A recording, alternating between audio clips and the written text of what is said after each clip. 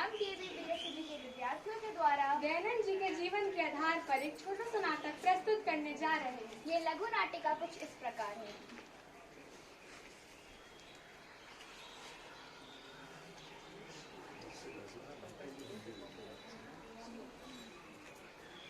ओम नमः शिवाय। कर्पूरगौरं करुणावतारं संसारसारं भुजगेन्द्रहारं सदा वसन्तं हृदयारविन्दे भवं भवानी सहितं नमामि भवामी सहितं नमामि।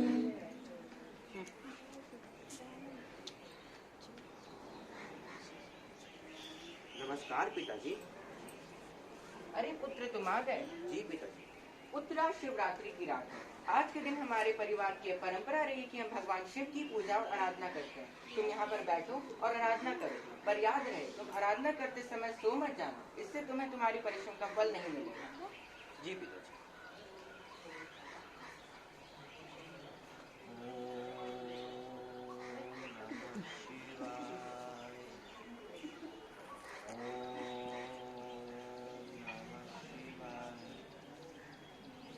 अरे ये क्या? एक चूहे सारे भगवान के प्रसाद को खा रहा है। क्या भगवान अपने आप को एक चूहे से भी नहीं बचा सकते? मैं इन्हें भगवान नहीं मान सकता। ये तो सिर्फ एक पत्थर है। मैं इन्हें भगवान नहीं मानूंगा। अरे पुत्र तुम आराधना क्यों नहीं कर रहे हो? पिताजी मैं इनकी आराधना नहीं कर सकता। ये तो सिर्फ एक पत्थर है। नहीं पुत्र ऐसा नहीं कर रहे। भगवान शिव ही है जिनके कारण आज हमारा परिवार का सुखद जीवन बिता रहा है। ये अपनी रक्षा नहीं कर सकते, हमारी रक्षा क्या करेंगे? पिताजी मुझे आशीर्वाद दीजिए कि मैं असली शिव और सत्य की खोज में निकलूं। आयुष्मान भवन। तो देखा आपने कैसे मूल शंकर जी का मूर्ति पूजा से विश्वास उठ गया। मूल शंकर जी अब सच्चे शिव की खोज में निकल पड़े। क्या उन्हें सच्चे शिव मिल पाते हैं? आइए देखते हैं।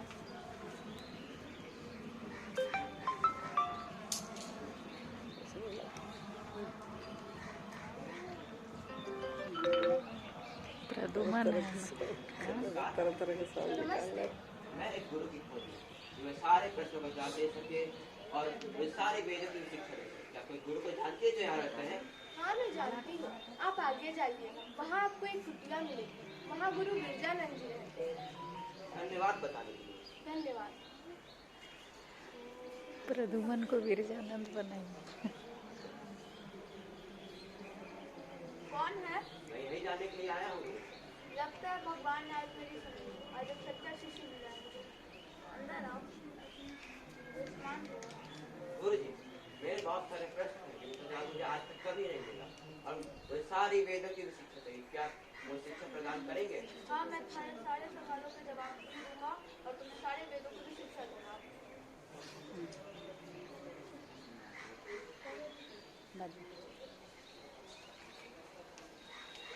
तो आपने देखा कैसे मूल शंकर जी ने एक सच्चे गुरु को खोजा।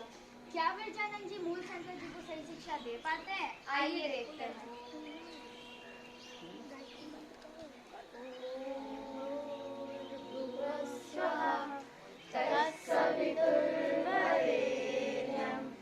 महर्षि दयानंद को मस्ताना योगी बताया गया है। उन्होंने वेदों के उद्धार के साथ अनेक अंधविश्वास तथा सामाजिक कुरीतियों का विरोध किया, जिसके फलस्वरूप उन्हें बहुत कष्ट उठाने पड़े, किंतु उन्होंने अपने कार्य को नहीं रोका है।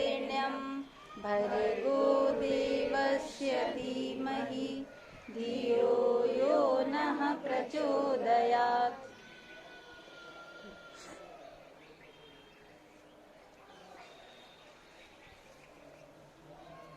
गुरु जी मैं आपके लिए कुछ गुरु रखियाँ लेकर आया हूँ।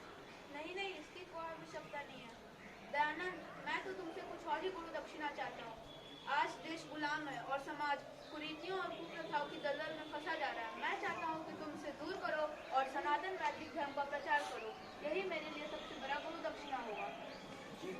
तथा तो आपने देखा कैसे दयानंद जी ने अपने गुरु से शिक्षा ली। अब दयानंद जी अपने आज्ञा का पालन करने हेतु वेद का प्रचार प्रसार करने निकल पड़े। उन्होंने वेद का प्रचार प्रसार करते हुए कई जगह का भ्रमण किया। जैसे उन्होंने आबू पर्वत से लेकर हरिद्वार तक पैदल यात्रा की और वेद का प्रचार प्रसार किया। आइए देखते हैं आगे क्या होता है। ये पाखंड ने जो उन सारे पाखंडी को सबक सिखाया। पताका। अरे ये क्या, ये किस आदमी ने यहाँ पर ध्वज गाड़ दिया है? लगता है ये दयानंद ने ध्वज गाड़ दिया है। ये दयानंद बड़ा व्यापारी खत्म कर देगा, हमारी रोजी रोटी कैसे चलेगी? हाँ हाँ, अब तो इसको ठिकाने लगाना ही पड़ेगा। हाँ तुमने ठीक कहा। अरे ये क्या, उन पाखंडी को तो हटा दिया। ये पाखंडी मुझे इतने आसानी से आगे बढ़ने नहीं देंगे। धन्यवाद।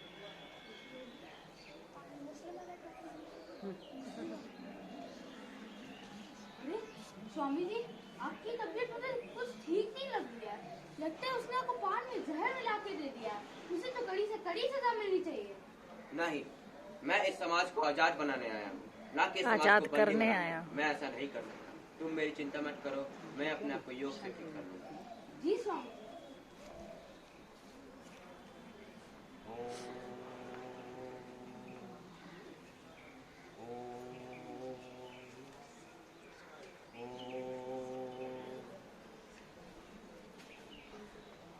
अब मैं बेहतर महसूस कर रहा हूँ।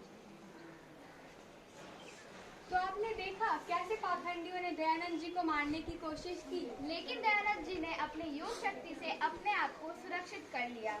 आइए देखते हैं आगे क्या होता है।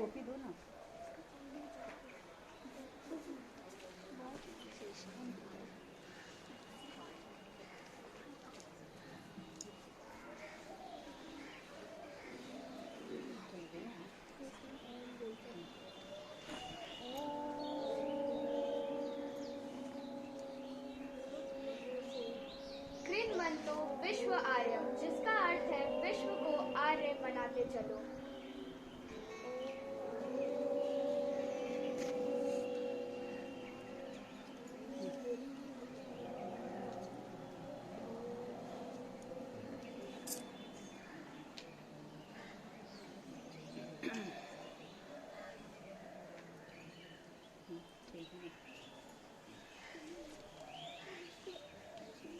जब दयानंद जी वेद का प्रचार प्रसार करते थे, उसी बीच उनके कई शिष्य बने। शिष्य महात्मा में दयानंद जी के बाद महात्मा हंसराज जी का नाम आता है।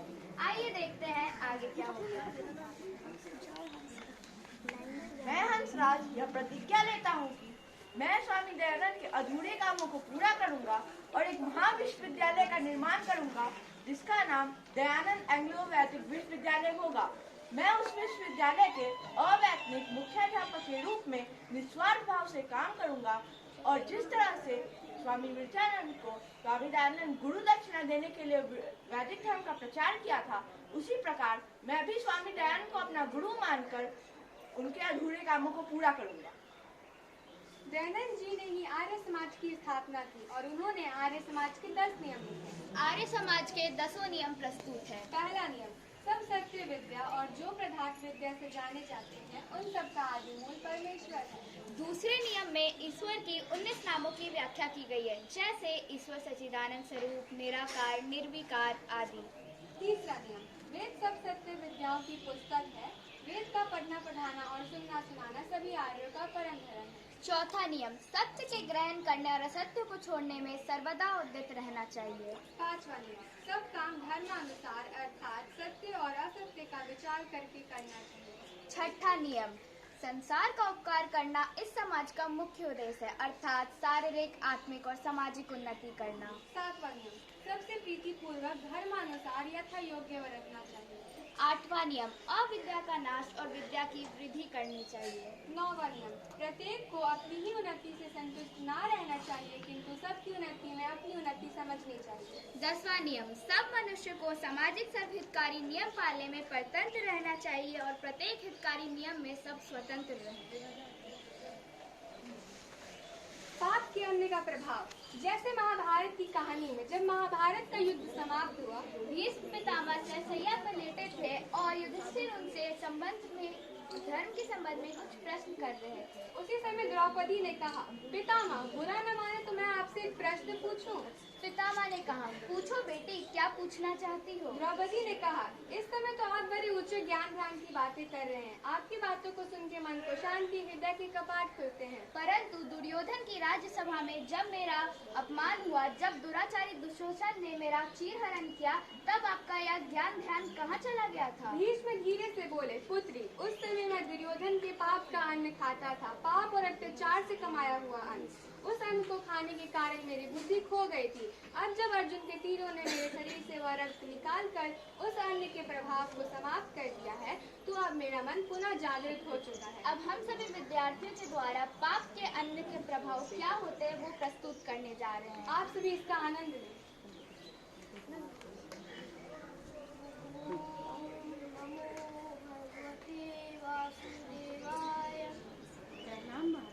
कहो सैनिक, क्या समाचार? हाँ सामने सामने। अरे इधर इधर इधर ईशान, ए ईशान सामने देख। इधर कहाँ है? मुझे आपको एक बड़ी जरूरी सूचना देनी है कि हमारे राज्य में एक बड़े ही प्रसिद्ध ऋषि आए हैं। ऋषि? और मेरे राज्य में? उन्हें मेरे पास बुला के लाओ। जी हाँ महाराज, हमने उन्हें बुलाने की बहुत कोशिश की, पर वे नहीं आना चाहते। वे कहते हैं कि उनका कुटिया ही उनके लिए सब कुछ है। ऐसी बात? तो चलो, मैं उन्हें स्वयं बुला कर लाऊंगा। प्रणाम मुनिवर। आयुष्मान भव। हर्ष वैभव। अरे राजन, तुम यहाँ कैसे? मुनिवर, मैंने आपकी प्रसिद्धि सुनी है। आप कृपया कर मेरे साथ मेरे राज्य इस साइड ऐसे बोले ना, ऐसे जाएगा ना, उसका नहीं आ रहा है। मेरा राज्य में क्या काम? मैं आपकी कुटिया में ही थी। नहीं, आप कृपया करके मेरे साथ रहें। आपका मुझको बहुत आभार होगा। ठीक है राजन, अगर तुम इतना ही आग्रह कर रहे हो तो मैं तुम्हारे साथ चलता हूँ। आपका बहुत धन्यवाद। मैं कृतार्थ हो गया। आइए मुनिवर।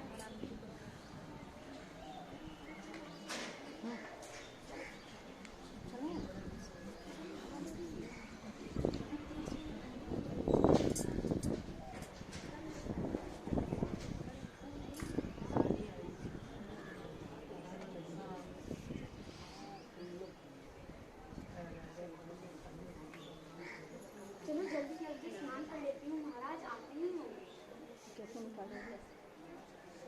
किससे निकालोगे? चलो कोई बात नहीं, कोई बात। चलो हो गया। ये वाला इसी को हार बना देती है, उसी को हार के रूप में कोई बात नहीं। पूरा फंस रहा है उसका। ध्यान नहीं दिया इसने, मेकअप करके समय निकालना है। छोड़ दो, कोई बात नहीं। एक्शन करो, छोड़ो, एक्शन कर। एक्शन करो। ऐसे निकल जाएगा। रुको रुको रुको रुको ना, रुको।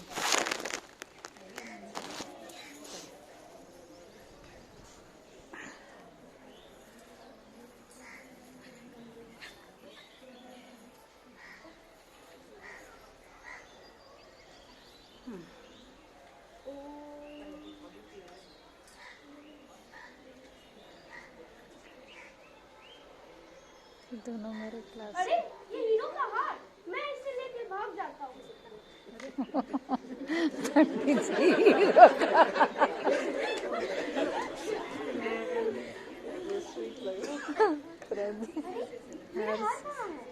मेरे हीरो का हार कहाँ है?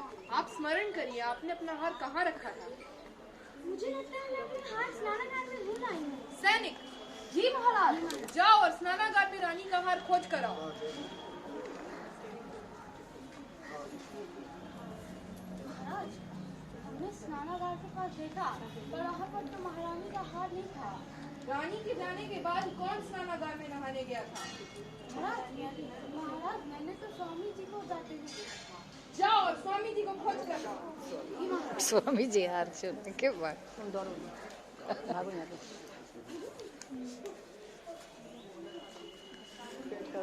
पेट खराब। अब मैं बहुत दूर आ गया हूँ, अब मुझे यहाँ कोई नहीं पकड़ सकता। मुझे बहुत भूख भी लग रही है, जल्दी से मैं कुछ खा लेता हूँ। लेकिन इस जंगल में कहाँ मुझे खाने को मिलेगा? यहाँ है। आगे आगे आगे आगे। आगे आगे।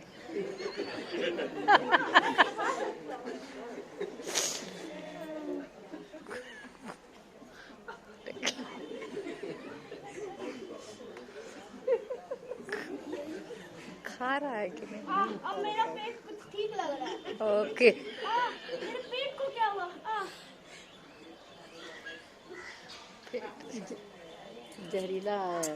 जहरीला फल खा लिया। अब मेरा पेट कुछ ठीक लग रहा है।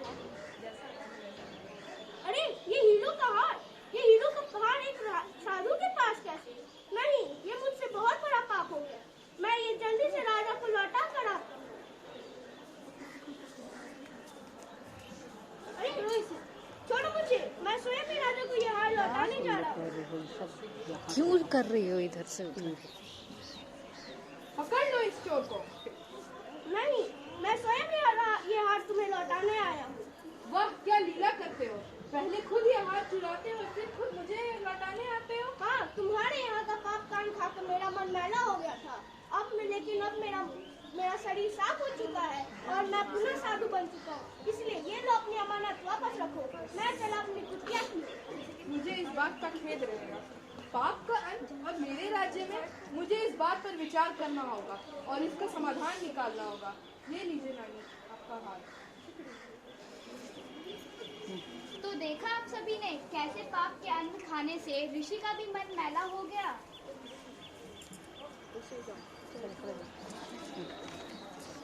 हम दयानंद के सैनिक हैं, हम दयानंद के सैनिक हैं। दुनिया में धूम मचा देंगे। यदि पर्वत आए रास्ते में, ठोकर से उसे गिरा देंगे, ठोकर से उसे गिरा देंगे। हम पुत्र हैं भारत माता के, हम पुत्र हैं भारत माता के। माता पर संकट छाया है, उसके सब बंधन काटेंगे या अपना शीश कटा देंगे, या अपना शीश कटा देंगे।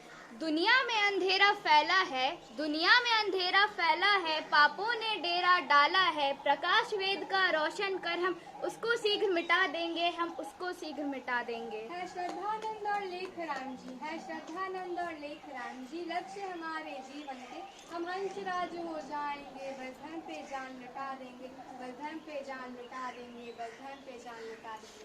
धन्यवाद।